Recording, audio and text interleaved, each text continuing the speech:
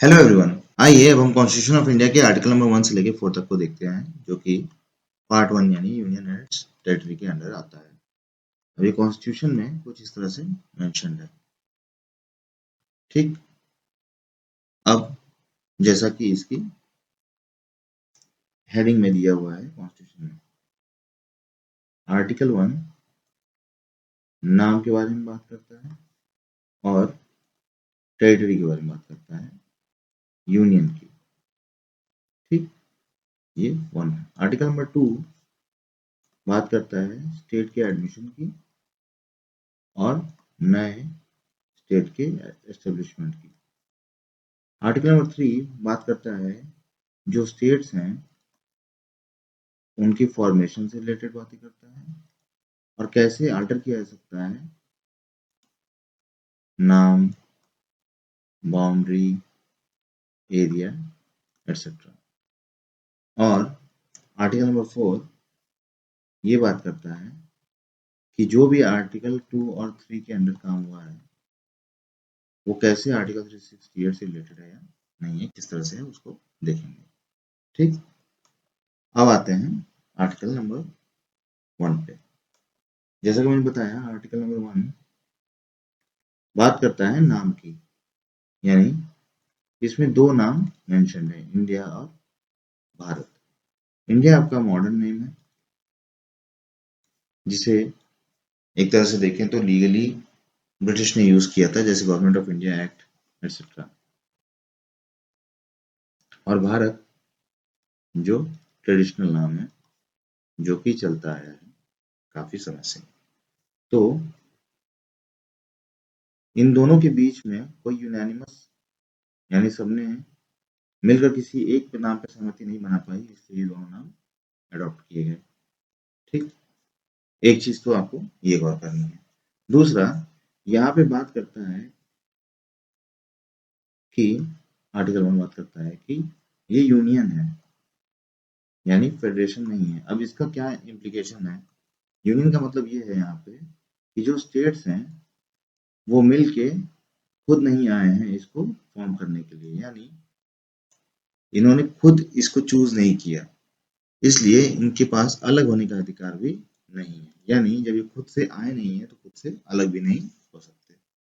ठीक, और इसके अलावा दूसरा मतलब ये है कि यूनियन जो है ये सिर्फ और सिर्फ अगर देखें तो सिर्फ ये स्टेट्स को इंक्लूड करता है, यूनियन टेरिटरीज को नहीं इंक्लूड करता है। जबकि टेरिटरी ऑफ इंडिया के अगर टर्म यूज किया जाता है तो ये इंक्लूड करता है स्टेट्स को, यूनियन टेरिटरीज को और ऐसी टेरिटरीज जो कि गवर्नमेंट ऑफ इंडिया कभी भी फ्यूचर में एक्वायर कर सकती है।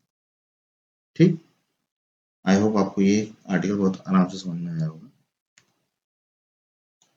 ये यहाँ पे मैंने मेंशन किया हुआ है कि स्टेट्स ने खुद मिलकर नहीं आए हैं इस फेडरेशन बनाने के लिए, इसलिए उनके पास कोई अधिकार नहीं है अलग होने का। और टर्म यूनियन क्या क्या इंक्लूड करता है।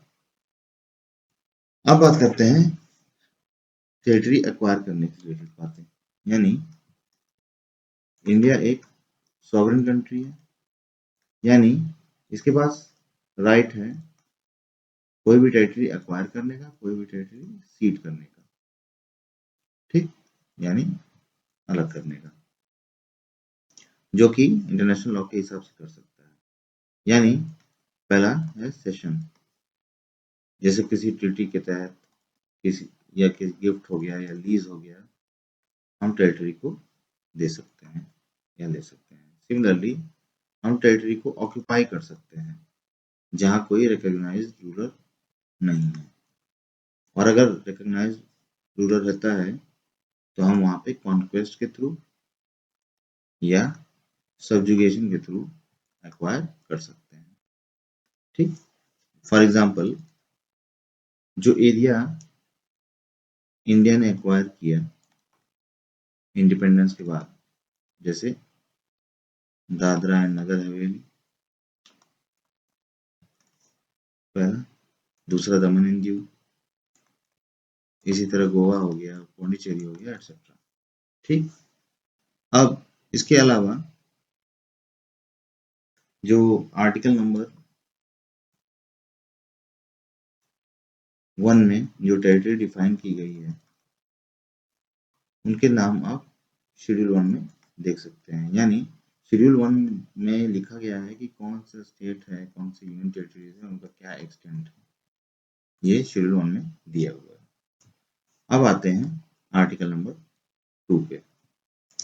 आर्टिकल नंबर 2 पावर्स ग्रांट करता है पार्लियामेंट को। कौन कौन से पावर देता है? पहला कि वो नए स्टेट एडमिट कर सकता है यूनियन में। दूसरा पावर है कि वो एस्टेब्लिश कर सकता है नए स्टेट्स को। यानी जो पहला पार्ट है, इसका मतलब ये है कि स्टेट्स ऑलरेडी एग्जिस्टेंस में थे, उन्हें बस हम अपने में एडमिट कर रहे हैं। और एस्टेब्लिशमेंट ऑफ न्यू स्टेट यानी जो दूसरा पार्ट है, उसका मतलब ये है कि नए स्टेट बनाए जा रहे हैं।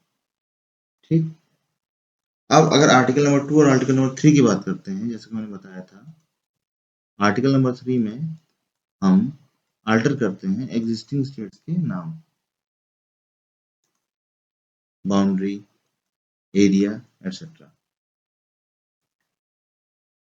जैसा कि आप यहाँ पे देख सकते हैं कि कॉन्स्टिट्यूशन में किस तरह से आर्टिकल 3 को बताया गया है, इसमें साफ साफ लिखा भी हुआ है। यानी आर्टिकल नंबर 3 क्या करता है, ये पार्लियामेंट को पावर देता है कि वो या तो क्रिएट कर सकते हैं नया स्टेट या फिर अबॉलिश कर सकते हैं। ठीक। या फिर अल्टर कर सकते हैं। अब ये सब एक प्रोसीजर के थ्रू होगा। क्या प्रोसीजर है? पहला ये है कि बिल इंट्रोड्यूस तभी किया जा सकता है जब इन्होंने प्रायर परमिशन ली है प्रेसिडेंट से। ठीक। दूसरा, प्रेसिडेंट कंसर्न स्टेट्स जो भी इफेक्ट हो रहे हैं उनसे उनके ओपिनियन, उनकी राय मांगता है। ठीक। चाहे वो टाइम फ्रेम दे सकता है या फिर नहीं भी दे सकता है, ये प्रेसिडेंट के ऊपर है। तीसरी बात यह है कि जो स्टेट की ओपिनियन है वो नॉट बाइंडिंग है। यानी अगर स्टेट्स एग्री करें ना करें उसमें फर्क नहीं पड़ता है, वो क्या रिकमेंडेशन करती है इस बात में फर्क नहीं पड़ता है, वो बस प्रेसिडेंट उस ओपिनियन को वो उसके ऊपर बाइंडिंग हो भी सकता है, नहीं भी हो सकता है, एक तरह से उसकी नज़र में ऐसा। मतलब ये है कि प्रेसिडेंट चाहे तो उसको मान सकता है, चाहे तो नहीं मान सकता है, यानी बाइंडिंग नहीं है। ठीक। फिर ये बिल इंट्रोड्यूस किया जा सकती है किसी भी हाउस ऑफ पार्लियामेंट में। ठीक। इन सब के बाद अब ये बिल पास कैसे होगी, कौन सी मेजोरिटी लगेगी इसमें? ये सिंपल मेजोरिटी से पास हो सकती है। हालांकि यूनियन टेरिटरीज के लिए ये मैंडेटरी नहीं है, या एक तरह से एप्लीकेबल नहीं है। सॉरी, यूनियन टेरिटरीज के लिए ये एप्लीकेबल नहीं है क्योंकि यूनियन टेरिटरीज ऑलरेडी यूनियन के अंदर आते हैं। अब आते हैं आर्टिकल नंबर 4 पे। अब ये कहता है कि कोई भी चीज जो आर्टिकल नंबर 2 और 3 के अंदर होती है वो आर्टिकल 368 नहीं अप्लाई होगा उस पर। ठीक। यानी आर्टिकल 368 द्वारा जो कॉन्स्टिट्यूशन अमेंडमेंट होता है वो अप्लाई नहीं होगा अगर कुछ भी आर्टिकल 2 और 3 के अंदर होता है। यानी फॉर एग्जांपल मान लीजिए आर्टिकल 3 है, अगर वो नाम चेंज करता है किसी स्टेट का, तो आर्टिकल 368 की इसमें जो रिक्वायरमेंट, जो प्रोसीजर है वो इस पर नहीं काम करेगा, और ये सिंपल मेजोरिटी से ये पास हो जाएगा, और जो शेड्यूल 1 है जिसमें नाम उसका शो करता है वो आराम से चेंज हो सकता है। ठीक। सिमिलरली जैसे एग्जाम्पल के तौर पे देखते हैं, तेलंगाना है। तेलंगाना जब एस्टेब्लिश हुआ था तो AP Andhra Pradesh reorganisation act के थ्रू हुआ था 2014 में, जो कि मैंने यहाँ पे आपको स्लाइड में बताया हुआ है। ठीक। अब शेड्यूल 1 के अलावा कौन सा शेड्यूल इफेक्ट होता है? शेड्यूल 4। फॉर एग्जाम्पल ये माना गया है, ये बाकायदे लिखा हुआ है कॉन्स्टिट्यूशन में कि लॉज जो भी बनते हैं आर्टिकल 2 और 3 के अंदर to provide for amendment of first and fourth schedules and supplementary incidental and consequential matters. इसका क्लॉज 2 देखिए, article 4 clause 2, no such law as aforesaid shall be deemed to be an amendment to this constitution for this purpose of article 368। ठीक, जब types of amendment आपने देखा होगा तो उसमें एक ये भी है कि आर्टिकल 368 के अलावा भी कॉन्स्टिट्यूशन को अमेंड किया जा सकता है। अब एक सवाल पार्लियामेंट के ऊपर आया था कि जो पार्लियामेंट का पावर है कि वो किसी भी एरिया को, किसी भी स्टेट के एरिया को डिमिनिश कर सकता है, तो क्या कोई भी एरिया ये सीड करके फॉरेन टेरिटरी को दे सकता है? आर्टिकल 2 और 3 के अंदर जो ये कहें तो आर्टिकल 3 के अंदर तो सुप्रीम कोर्ट ने ये कहा कि पार्लियामेंट भले ही एरिया डिमिनिश करता है आर्टिकल 3 के अंदर, लेकिन ये आर्टिकल 3 कोई भी एरिया सीड करने की पावर नहीं देता है, यानी ये सिर्फ और सिर्फ आपका आर्टिकल 368 द्वारा अमेंडमेंट के थ्रू ही हो पाएगा। ठीक, फॉर एग्जांपल इंडिया बांग्लादेश के बीच में जो समझौता हुआ था तो कुछ एनक्लेव्स इंडिया ने या कुछ टेरिटरी इंडिया ने बांग्लादेश को दी थी, तो कॉन्स्टिट्यूशन के 100th अमेंडमेंट के थ्रू ही ये हो पाया था। ठीक, हालांकि 1969 में सुप्रीम कोर्ट ने ये कहा था कि अगर कोई बाउंड्री डिस्प्यूट है, अगर कोई बाउंड्री डिस्प्यूट है इंडिया और दूसरे देश के बीच में, तो वो कॉन्स्टिट्यूशनल अमेंडमेंट नहीं जरूरी है उसमें। ठीक, ये रिक्वायर नहीं करता कॉन्स्टिट्यूशनल अमेंडमेंट, ये सिर्फ और सिर्फ एग्जीक्यूटिव एक्शन के थ्रू हो सकता है, क्योंकि ये कोई भी एरिया सीड नहीं कर रहा है किसी भी फॉरेन टेरिटरी को, यानी अपना एरिया दे नहीं रहा है किसी दूसरे देश को। ठीक, 1969 में सुप्रीम कोर्ट ने ये कहा था कि अगर सेटलमेंट होती है बाउंड्री डिस्प्यूट की तो एग्जीक्यूटिव एक्शन के थ्रू हो सकती है। ठीक, अब इसका मतलब क्या है कि पार्लियामेंट चाहे तो इंडिया का पॉलिटिकल मैप अपने इच्छा अनुसार चेंज कर सकता है। ठीक, जैसा कि आपने देखा कि स्टेट्स की ओपिनियन मैटर नहीं करती, तो ये साफ साफ पार्लियामेंट के पास इसका पावर है। ठीक, अब यूएस से किस तरह अलग है कि इंडिया इनडिस्ट्रक्टिबल यूनियन है डिस्ट्रक्टिबल स्टेट्स का, यानी स्टेट्स को आप डिस्ट्रक्ट कर सकते हैं, यूनियन को नहीं। हालांकि यूएस में ये थोड़ा सा डिफिकल्ट है, इसलिए वो हम बोलते हैं indestructible union of indestructible states. अब बात करते हैं सिक्किम की, वो इसलिए क्योंकि आर्टिकल 2A के लिए बहुत इंपॉर्टेंट है ये जानना। सिक्किम एक प्रिंसली स्टेट था। ठीक, इसके अंदर चोग्याल चोग्याल रूल करते थे। अब इंडिपेंडेंस के बाद ये एक प्रोटेक्टोरेट हो गया इंडिया का। ठीक, प्रोटेक्टोरेट का मतलब ये है कि जो भी एक्सटर्नल अफेयर्स हो गए, डिफेंस हो गया और कम्युनिकेशन हो गया, ये रिस्पॉन्सिबिलिटी थी इंडियन गवर्नमेंट की। ठीक, अब इसके बाद सिक्किम ग्रेटर एसोसिएशन यानी ज्यादा एसोसिएशन चाहता था इंडिया से, तो इसके लिए 35th कॉन्स्टिट्यूशनल अमेंडमेंट एक्ट 1974 आया या एनेक्ट किया पार्लियामेंट में, और एक नया क्लास बनाया स्टेटहुड का, जिसमें एसोसिएट स्टेट की उपाधि मिली सिक्किम को। ठीक, इस पर्पस के लिए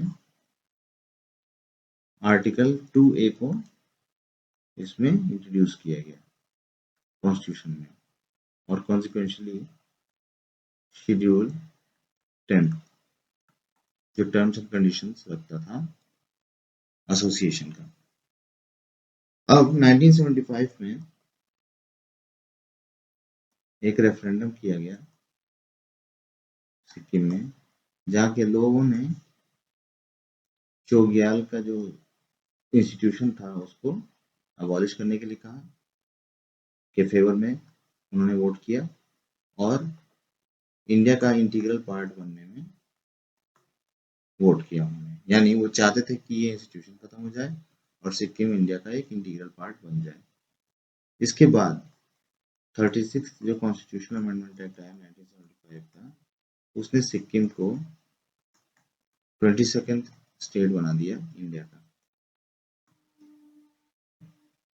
ठीक, अब इस अमेंडमेंट ने शेड्यूल 1st और 4th इन दोनों को अमेंड किया और आर्टिकल 371F प्रोवाइड किया, जो कि सिक्किम के रिगार्डिंग स्पेशल प्रोविजंस बताता है। ठीक, और सिमिलरली इसने रिपील किया आर्टिकल 2A को और शेड्यूल 10 को, जो कि 35th कॉन्स्टिट्यूशनल अमेंडमेंट एक्ट से ऐड हुए थे, जैसा कि मैंने पहले बताया। यानी जब इंटीग्रल पार्ट बन गया तो आर्टिकल 2A की कोई जरूरत ही नहीं थी और सिमिलरली शेड्यूल 10 की जरूरत नहीं थी, जिसमें टर्म्स ऑफ एसोसिएशन दिए गए थे। तो जो 36th अमेंडमेंट था उसने सिक्किम को 22nd स्टेट बना दिया इंडिया का और आर्टिकल 371F ऐड किया, जो कि स्पेशल प्रोविजंस रखता था सिक्किम के रिगार्डिंग। बाकी कोई भी क्वेरी हो आपका सजेशन आप हमें लिख सकते हैं। कोई भी डाउट हो आपको जो आपको क्लियर नहीं हुआ हो, ऐसी कोई चीज़ हो या आपको सजेस्ट करना चाहते हैं, आप प्लीज़ हमें लिखिए। आई होप आपको ये आर्टिकल समझ में आ गए होंगे। Thank you very much.